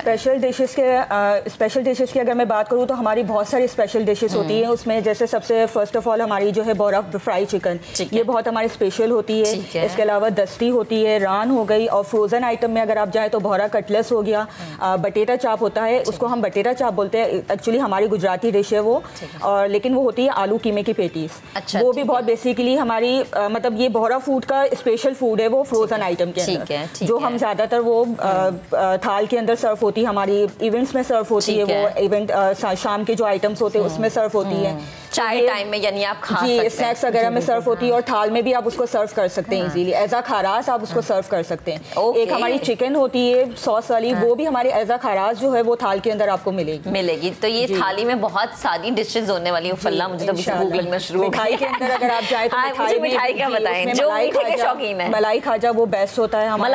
मलाई खाजा वो बहुत मलाई खाजा, उसमें मलाई के साथ क्या होता है? मतलब खाजा होता है, पपड़ी टाइप का होता है, उसके अंदर मलाई की फीलिंग होती है। अच्छा। और ऊपर जो है उसकी बहुत अच्छी मतलब गार्निशिंग वगैरह होती है, वो आप जब खाएंगे तो आपको बहुत अच्छा लगेगा, उसका टेस्ट काफी डिफरेंट होता है, और वो ज्यादातर हमारे भोरा स्पेशल हमारे भोरा थाल में ही यूज होता है। अच्छा, तो ये मीठी भी चीजें होने वाली हैं, स्पाइसी भी चीजें आपको मिलेंगी, लेकिन इस फेस्टिवल में कितने स्टॉल्स हैं, आप कैसे हिस्सा बन सकते हैं? अली असगर भी हमें ज्वाइन किए हुए हैं स्टूडियो में। तो अली आप मुझे बताएं कि फूड फेस्टिवल में थाल में खाने का क्या क्या इंतजाम है, कैसे बुकिंग कराई जा सकती है? थाल की बुकिंग और एंट्री जो है वो आप वेबसाइट से और फेसबुक पेज से ऑनलाइन कर सकेंगे। ठीक है। थाल इंक्लोजर जो है वो हमारा थोड़ा सा स्पेशल है कि जैसे हम खाना खाते हैं जिस तरीके से, जिस रिवायत से, जिस कल्चर में, जिस ट्रेडिशन से, तो वो सारी चीज़ें जो हैं वो आप एक एक्सपीरियंस कर सकेंगे थाल में बैठ के। जो हमारा प्रोसीजर है खाने का, मीठा पहले, फिर नमकीन, फिर मेन कोर्स, उस तरीके से आप उसी। अच्छा, ये एक पैटर्न भी है कि पहले मीठा, फिर नमकीन, फिर मेन कोर्स। अमूमन होता है कि हम मीठा एंड में खाते हैं, लेकिन यहाँ पे मीठा आपको पहले मिलेगा ताकि आपको ज्यादा भूख न लगे और बच जाए। अच्छा, मुझे ये बताएं उसके बाद क्या है? उसके बाद आपके पास स्टॉल्स भी हैं, जैसे इन्होंने बताया कि ये भी इंस्टॉल। कितने स्टॉल्स हैं? 70 to 80 स्टॉल्स हैं। 70 to 80, ओके, ठीक है। जिसमें भोरा क्विजीन भी शामिल है और दूसरी क्विजीन्स भी शामिल होंगी। ठीक है। और हम चाहते हैं कि लोग आएं और हमारा जो भोरा कल्चर, भोरा ट्रेडिशन वो रिविजिट करें ना। एग्जैक्टली। अच्छा। मतलब ज़्यादातर लोगों को अगर शादी में जाना नसीब हो या ऐसा कुछ हो तो वहाँ पे वो एक्सपीरियंस हो सकता है। तो ये अगर किसी का इन टच नहीं है भोरा से तो ये यहाँ आ सकते हैं। भाई मेरा तो नहीं था, तो मैं तो अब ज़रूर जाऊँगी। कभी कभी आप बिरयानी, निहारी वगैरह खा के बोर हो जाते हैं, तो भाई किसी आप अपने प्यारों के फूड कल्चर को एंजॉय करें। अच्छा, मुझे ये बताएं कि जिस जगह का आप लोगों ने इंतखाब किया है जहाँ पर ये फेस्टिवल होने जा रहा है, ज़रा उस जगह के हवाले से मुझे बताएं, और टाइमिंग्स क्या हैं वो भी बताएं, डेज क्या हैं वो भी ज़रा बताएं। पहले तो नॉर्थ वॉक मॉल में हो रहा है, नॉर्थ नाज़ाबाद में। ठीक है। नॉर्थ वॉक मॉल की जो लोकेशन है वो अक्सर ये चीज़ें जो है हमारा थाल एक्सपीरियंस और ये सारी चीज़ें हमारा ट्रेडिशन वो दीवार के इस तरफ होता है। अच्छा। तो हम एक ये प्रेजेंट कर रहे हैं कि दीवार के उस तरफ जो है वो हमारा पूरा ट्रेडिशन और सारी चीज़ें कैरी ऑन करेंगे। ठीक है। जहाँ सब पब्लिक जो है वो ज्वाइन इन कर सकती है और एंजॉय कर सकती है। डेट्स जो है वो 24th, 25th और 26 फरवरी इंशाल्लाह। और टाइमिंग जो है वो मॉर्निंग 11 से रात 11 बजे तक इंशाल्लाह। ये आप बताएं, टाइम मेरी पूरी टीम ने पहुंचा है। अच्छा, मुझे बताएं बच्चों के लिए क्या एंजॉयमेंट है? बच्चों के लिए भी सारी एंजॉयमेंट्स हैं, जिप लाइन रखी हुई है, VR गेम्स हैं, उसके अलावा स्टेज प्रोग्राम्स और कुकिंग शोज जो है वो लाइव रहेंगे, तो उसमें भी पार्टिसिपेट कर सकते हैं। और बाकी भी सारी बहुत सारी गेम्स वगैरह और फूड्स तो बच्चों के लिए है ही। हाँ। अच्छा, मुझे बताएं कि एंट्री फीस कोई है कि अगर कोई आना चाह रहा है तो पहले उसको पास लेना पड़ेगा, टिकट लेनी पड़ेगी, फिर वो एंटर होगा? बिल्कुल। या इसकी सिर्फ ऑनलाइन बुकिंग होगी? ऑनलाइन टिकट भी ले सकते हैं और ऑन साइट टिकट भी ले सकेंगे। ऑनलाइन टिकट जो है वो अर्ली बर्ड्स टिकट्स है, तो आप ऑनलाइन जाके वेबसाइट से और फेसबुक पेज से लिंक के थ्रू आप बाई कर सकते हैं टिकट्स। और बाकी ऑन साइट टिकट्स भी अवेलेबल होंगी, तो वहाँ से भी टिकट्स ले सकते हैं डिफरेंट स्लॉट्स में। Easy to have in slots. अच्छा अली, मुझे लास्ट में बताएं कि आपने कहा कि ऑनलाइन टिकट बुक हो सकते हैं, इसके अलावा आप जाके भी अपने टिकट खरीद सकते हैं। इसके अलावा कुछ पासेस भी कभी कभी हम देखते हैं कि फूड फेस्टिवल के हमें मिलते हैं, ऐसा कुछ सिस्टम यहाँ पर हम देखेंगे? ये वही टिकट्स जो है वही पासेस हैं जो वहाँ से भी मिल सकेंगे। उसके अलावा बच्चों के हवाले से मैंने बताया कि बच्चों के लिए सारी चीज़ें हैं, अट्रैक्शंस हैं। उसके अलावा बड़ों के लिए भी अट्रैक्शंस हैं। कुकिंग कंपटीशन जो है वो बड़ों के लिए भी है। सही है। मेंस के लिए स्पेशली हमने एक रोटी कंपटीशन रखा है जो बहुत यूनिक है कि तो जिन मर्दों को रोटियां बनानी आती होंगी ना आती हो वो भी आए। अच्छा। और सीखें। मतलब एक मैसेज है कि ठीक है, कुकिंग जो है वो सिर्फ एक विमेन का काम नहीं, बट मेंस भी जो है वो उसमें शामिल हो और सारी चीज़ें करें। सही है। तो उस हवाले से बाकी हम विमेन एंटरप्रेन्योरशिप को भी जो है वो बहुत ज़्यादा प्रमोट कर रहे हैं। सही है। जिसमें हम सारी लेडीज़ जो हमारी कम्युनिटी की और दूसरी भी जो है उनको भी चांस दिया है यहाँ पे स्टॉल लगाने का और भाई इस चीज़ का हिस्सा। अच्छा, ये बड़ी ज़रूरी चीज़, इसमें हमने कहा कि कुकिंग कंपटीशन है, तो मैं चाहूँगी कि मैं अपने मियाँ को लेकर बनाना था, तो मुनीरा आप मुझे बताएं कि इसके अलावा भेलपुरी होगी और क्या क्या चीज़ें होंगी? भेलपुरी है, पानी पूरी है और मसाला डोसा है, इडली सांभर है, जो मेनली ये सब चीज़ें ज़्यादा आपको नहीं मिलेगी। और ये सारा होममेड है। ठीक है। सब हम लोग घर पे ही सब मसाले वगैरह सब हमारा होममेड ही होता है। ठीक है, सही है। तो ये सब कुछ बड़ा मतलब सेहतमंद खाना आपको वहाँ पे मिलेगा। अच्छा अरवा, मुझे आप ये बताएं कि एक बड़ा अच्छा ये काम होता है कि आप अपने कल्चर को प्रमोट करें, फिर लोगों को आप इनवाइट करें कि आपके कल्चर को आएँ, खाएं और सीखें आपके कल्चर से। तो इससे आपको क्या लग रहा है कि क्या मैसेज जा रहा है? मैसेज ये जा रहा है कि एक तो ये कि ये हमारा बोरा कल्चर जो ज़्यादा लोगों में इंट्रोड्यूस नहीं हुआ है, तो ये एक तरह से ये एक बोरा फीस्ट इसलिए ही रखा है कि ताकि ये हमारा बोरा कल्चर इंट्रोड्यूस हो आप लोगों में दूसरे लोगों में इंट्रोड्यूस हो कि किस तरह से हम बोरा कल्चर को गाइड करते हैं, कैसे हम खाना खाते हैं, हमारा खाना ज़ाया वेस्ट नहीं होता है, और थाल में बैठ के खाने का एक्सपीरियंस आप लोगों को मिलेगा कि हम थाल में बैठ के कैसे खाना खाते हैं, एक्सपीरियंस मिलता है, फैमिली टाइम होता है कि फैमिली वाले सब मिल के बैठ के और थाल में हम खाना खाते हैं। तो ये एक अच्छा एक्सपीरियंस होता है लोगों के लिए कि मोहब्बत का सबब बनता है कि एक साथ बैठ के बातें भी हो रही हैं, खाना भी खा रहे हैं। और इसके अलावा ये है कि ये स्टॉल लेने का मकसद भी यही है कि हम अपने बिज़नेस को भी प्रमोट कर रहे हैं, और बोहरा फीस्ट का मतलब ही यही है कि वहाँ पे हमारा बोहरा कल्चर, बोहरा डिशेस जो स्पेशली इंट्रोड्यूस होगी, अलग अलग किस्म की बहुत सारी डिशेस होंगी जो आप लोगों ने कभी खाई नहीं होंगी और आप लोगों को वहाँ पे टेस्ट करने को मिलेगी। तो हमारी बोहरा में ही बस खाली फेमस है और आपको बोहरा फूड फेस्टिवल में ही मिल सकती है, बोहरा फूड फेस्टिवल में ही आपको सारी चीज़ें इंट्रोड्यूस होंगी और आपको बहुत सी ऐसी चीज़ें मिलेंगी जो आपने कभी टेस्ट नहीं की होंगी। सही है। तो वो सब चीज़ें आपको वहाँ पे इंट्रोड्यूस। तो भाई जाएं, इस फेस्टिवल का हिस्सा बने, जरूर करवाएं, जरूर विजिट करें। हाँ, और अगर आपको रोटी बनानी आती है आपके मियाँ को, तो अपने मियाँ को भी ले जाएं। Thank you so much. आप लोग एंजॉय करेंगे आप बहुत ज़्यादा बोहरा फीस्ट। मैं भी जरूर होंगी वहाँ पे। थैंक यू अली भाई, आप भी हमारे साथ मौजूद थे, तो जाइएगा जरूर, एक्सपीरियंस जरूर शेयर कीजिएगा, क्योंकि सारी सी बातें बड़ा अच्छा लगता है जब हम कल्चर, किसी और के कल्चर को जानते हैं और स्पेशली खानों को जब जानते हैं। अभी एक ब्रेक लेते हैं, ब्रेक के बाद दोबारा हाजिर होते हैं। ब्रेक में मैं ये खाने ज़रा टेस्ट करती हूँ, तो ब्रेक से वापस आते हैं।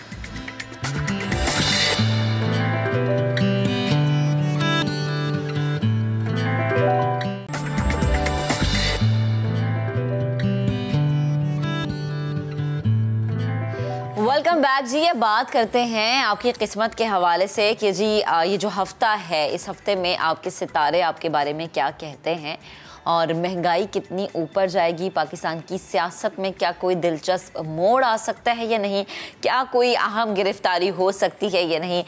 Tarot card reader Maryam Naseem इस वक्त हमें लाहौर से ज्वाइन कर चुकी हैं। उन्हें शामिल गुफ्तगू करते हैं, उनसे जानते हैं। अस्सलाम वालेकुम मरियम, गुड मॉर्निंग, कैसी हैं आप? गुड मॉर्निंग महक, बिल्कुल ठीक ठाक, आप कैसी हैं? अल्हम्दुलिल्लाह आई एम गुड। मुझे बताएं कि सबसे पहले तो जो 12 हाउस ऑफ स्टार्स हैं उनके बारे में मैं जानना चाह रही थी, बिकॉज बहुत सारे लोग जो हैं उनका बहुत ज़्यादा ये होता है कि अच्छा ठीक है अभी हमारा सितारा ज़रा गर्दिश में है, अभी हमें परचेजिंग रोक देनी चाहिए, अभी हमें फ़लानी चीज़ के लिए हाथ रोक देना चाहिए, ट्रैवल नहीं करना चाहिए।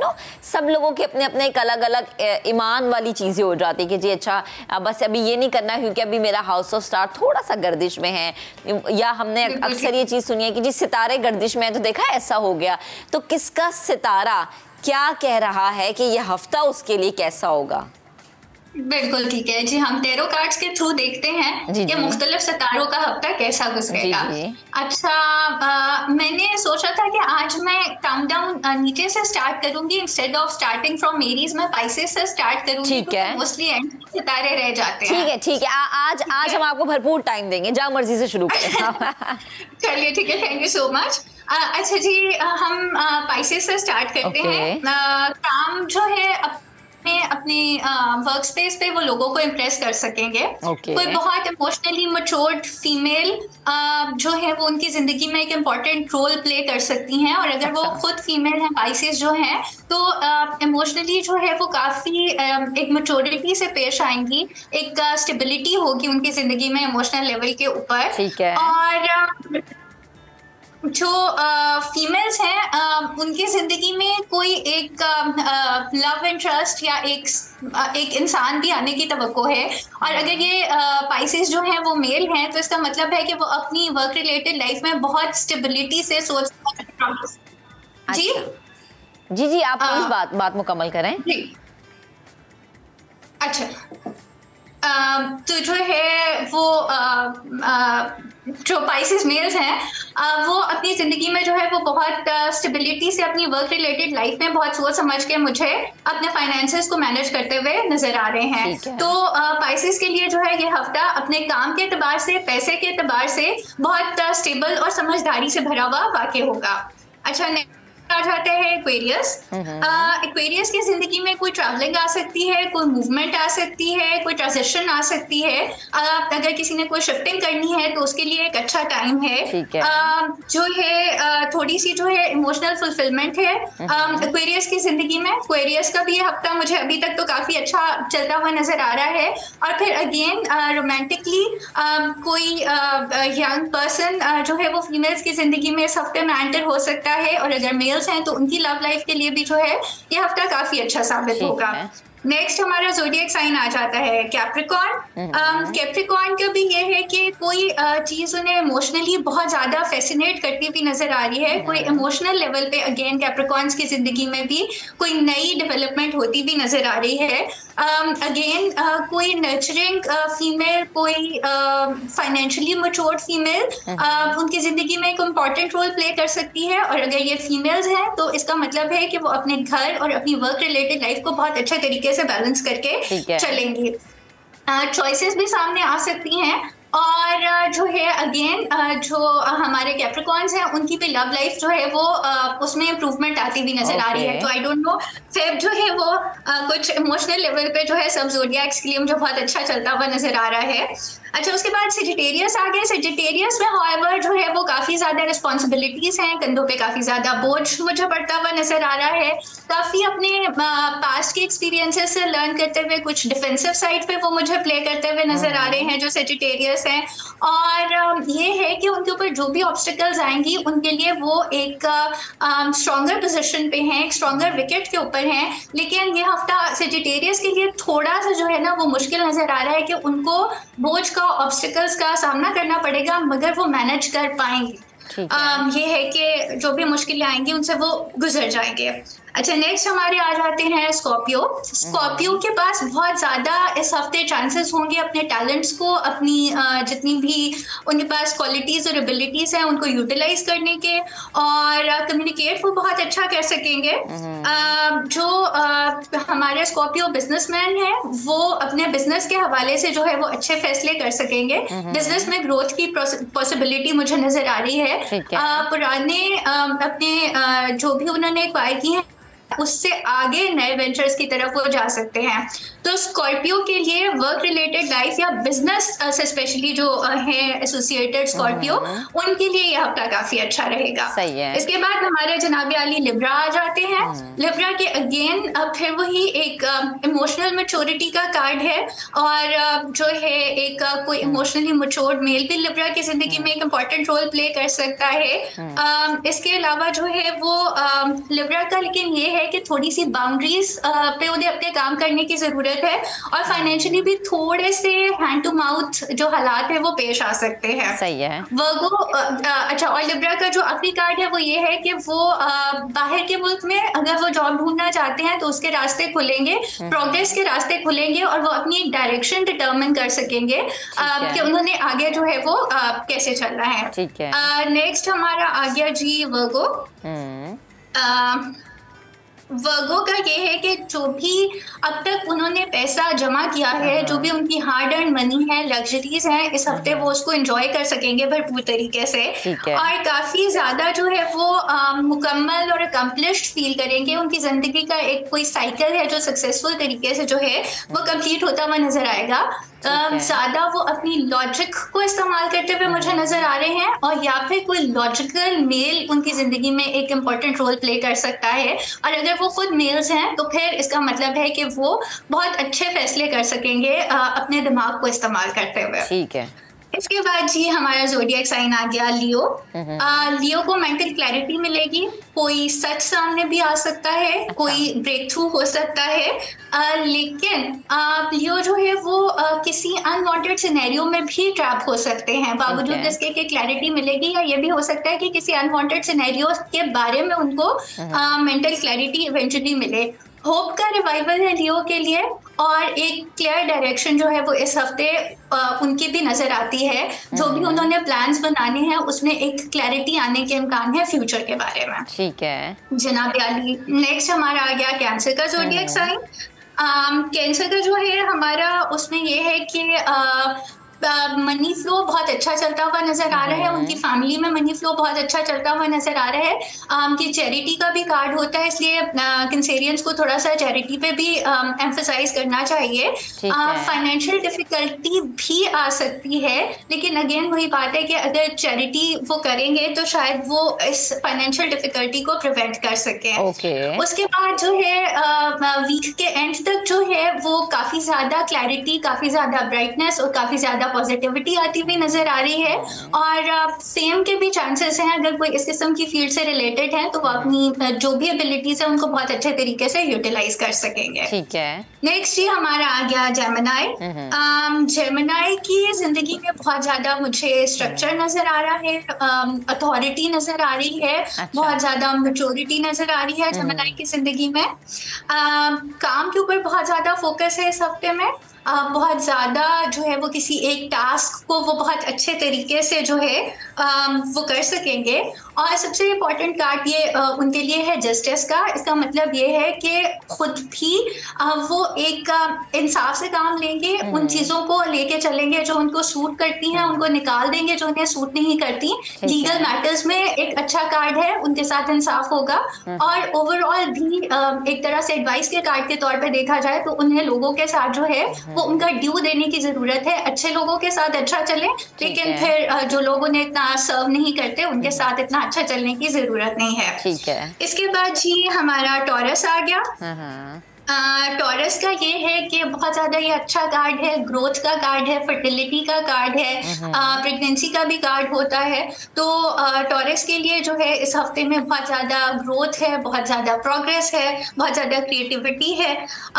टॉरस जो फीमेल्स अगर कोई बिजनेस से ताल्लुक़ रखती हैं तो बिजनेस में वो बहुत ज़्यादा प्रोग्रेस कर सकती हैं। जो मेल्स हैं उनकी ज़िंदगी में कोई बहुत स्ट्रॉन्ग फीमेल एक इम्पॉर्टेंट रोल प्ले कर सकती है इस हफ्ते में। बहुत ज़्यादा पैशनेट फीमेल जो है वो करती है।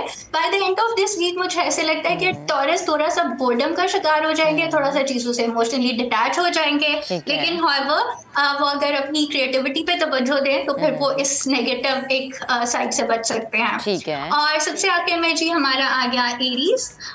एरीज की जिंदगी में कोई ट्रांजिशन है, कोई मेजर ट्रांसफॉर्मेशन है, कोई चीज एंड अप हो रही है, कोई नई चीज स्टार्ट हो रही है।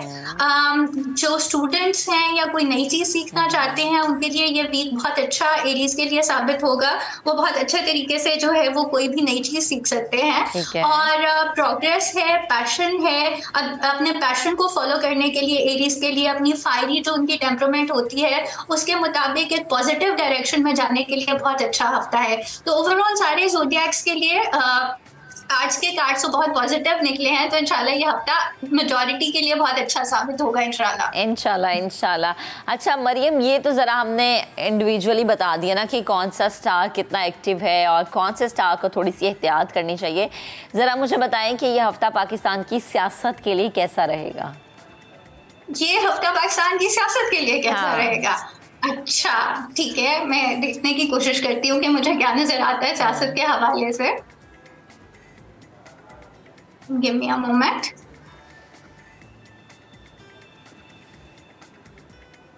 अच्छा जी, पाकिस्तान के सियासत के हवाले से मुझे एक बैलेंस नजर आ रहा है राइट नाउ, लेकिन वो जो बैलेंस है वो फिर से थोड़ा सा बैलेंस एक्वायर होगा और उसके बाद फिर से एक शेकअप आ जाएगा। तो यानी कि इन शॉर्ट मतलब वही जो अभी तक चलता आ रहा है इस हफ्ते में भी उसी तरह से चलता रहेगा सब कुछ। और ये जो है मोस्टली एक डिसेप्शन का कार्ड होता है, धोखे का कार्ड होता है, तो कुछ ट्रिक का कार्ड होता है। तो इसका मतलब है सियासत में कोई बहुत ज्यादा स्टेबिलिटी नहीं चलेगी। इसी तरह से जिस तरह से हमारी सियासत का एरिना है, सियासत का एरिना उसी तरह से चलता रहेगा, कभी स्टेबल, कभी शेकअप, कभी leg pulling and so on and so forth. तो कोई ऐसी major change within this week, मतलब मेजर चेंज का तो ये कार्ड है, ये शेकअप का जो कार्ड है, लेकिन ये है कि कोई स्टेबिलिटी मेजर मुझे इस हफ्ते नजर नहीं आ रही सियासत को लेके।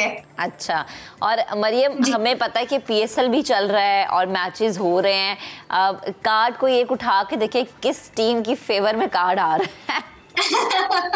ये तो फिर बहुत हर टीम का मुझे नाम लेके पूछना पड़ेगा, क्योंकि इस तरह से एक कार्ड में एक टीम तो रिप्रेजेंट नहीं होगी। आप टीम्स का नाम ले तो मैं देख सकती हूँ। चले ठीक है जी, मैं ले लेती हूँ मुल्तान सुल्तान के लिए ये हफ्ते में क्या हो गया मैचेस की सिचुएशन, या ओवरऑल PSL में? ओवरऑल PSL में। अच्छा, ये तो काफी ट्रिकी क्वेश्चन आप मुझसे आंसर कर रहे हैं। चलिए देखते हैं जी। मुल्तान सुल्तान जो है वो काफी विजडम से मुझे काम लेते हुए नजर आ रहे हैं, लेकिन थोड़ा सा ये जो कार्ड है ये बहुत ज्यादा एक्शन का कार्ड नहीं है, ये बहुत ज्यादा जो है इंट्रोस्पेक्शन का कार्ड है, विजडम का, सीखने का, स्लो स्टेगनेंट कार्ड है। तो पॉजिटिव कार्ड है इन अ वे, लेकिन बहुत ज्यादा जिसको कहते हैं ना एक जैसे स्पोर्ट्स में तो हमें क्रिकेट में तो एक मूवमेंट चाहिए ना, तो ये उस हवाले से उस तरह का कार्ड नहीं है। अच्छा, और इस्लामाबाद यूनाइटेड की अगर हम बात करें? जी, इस्लामाबाद यूनाइटेड का भी हम देख लेते हैं। इस्लामाबाद यूनाइटेड का एक नया स्पार्क मुझे नजर आ रहा है, एक पैशन मुझे नजर आ रहा है इस्लामाबाद यूनाइटेड के लिए। कोई चांसेस हैं उनके लिए कुछ नया ब्रेक थ्रू करने के, कोई नई उनके अंदर एक फायर आएगी। तो इस्लामाबाद यूनाइटेड जो है वो थोड़ा सा कुछ बेहतर या कुछ नयापन जो है वो लेके आ सकते हैं। अच्छा, मैं अब जब मरियम मेरी आपसे बात होगी ना, मैं दो टीम्स करके आपसे पूछती जाऊंगी कि अब जो बाकी की 2 टीम्स हैं उनमें से पूछूंगी कि जो बाकी रह गई टीम्स उनमें से 2 टीम्स कौन सी होंगी जो कि अच्छा परफॉर्म कर सकती हैं। थैंक यू सो मच, हमारे साथ मौजूद थी, गुफ्तगू कर रही थी। अच्छा जी, बड़ा ये ज़रूरी होता है कि हम जब आपको सितारों के बारे में बताते हैं तो ये बात मेंशन करना कि ये इल्म नजूम की रोशनी में हम आपसे चीज़ें शेयर कर रहे होते हैं। हकीकी इल्म अल्लाह को मालूम है और दुआ के जरिए अब अपनी तकदीर बदल सकते हैं। ब्रेक लेते हैं, ब्रेक के बाद दोबारा हाजिर होंगे, साथ रहिएगा।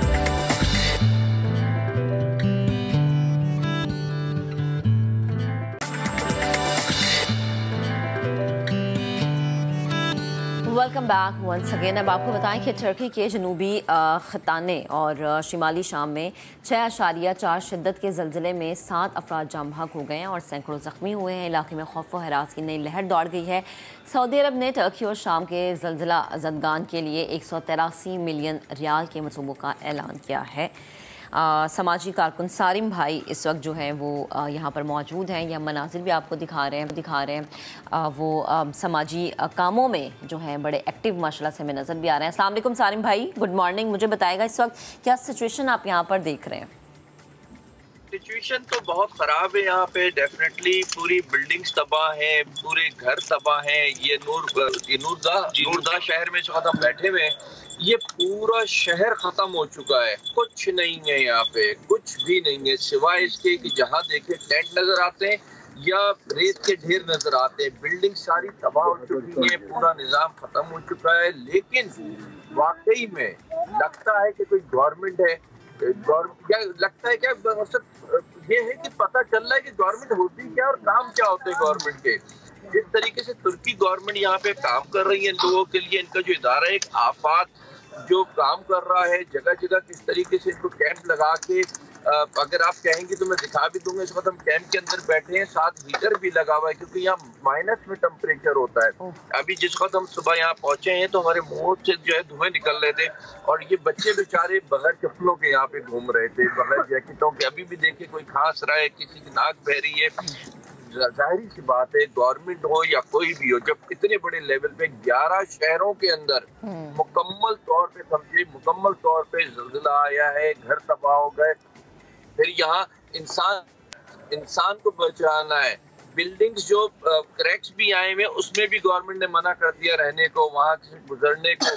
हर एक चीज जो चीज जैसी है अल्लाह की तरफ से ज़लज़ला आया, जो कुछ जैसी है वहीं छोड़ दिया गया है और इनको अलग टेंटों में जो है फिलवक्त रखा गया हुआ है। तो बस मैं तो समझे पूरी पाकिस्तान से, पाकिस्तानी लोगों से, दुनिया में जहाँ जहाँ देखने सुनने वाले उनसे रिक्वेस्ट करूंगा, अपील करूंगा, आगे बढ़े, तुर्की के भाई बहनों की मदद करें। हमारे साथ कर सकते हैं, हमारे साथ करें, इंडिविजुअली तौर पे कर सकते हैं करें, लेकिन मदद करें इनकी। और मदद के लिए ये नहीं कि आप आ जाए, आपको यहाँ की जबान ना आती हो, आपके यहाँ पे कॉन्टेक्ट ना हो तो फिर परेशानी है।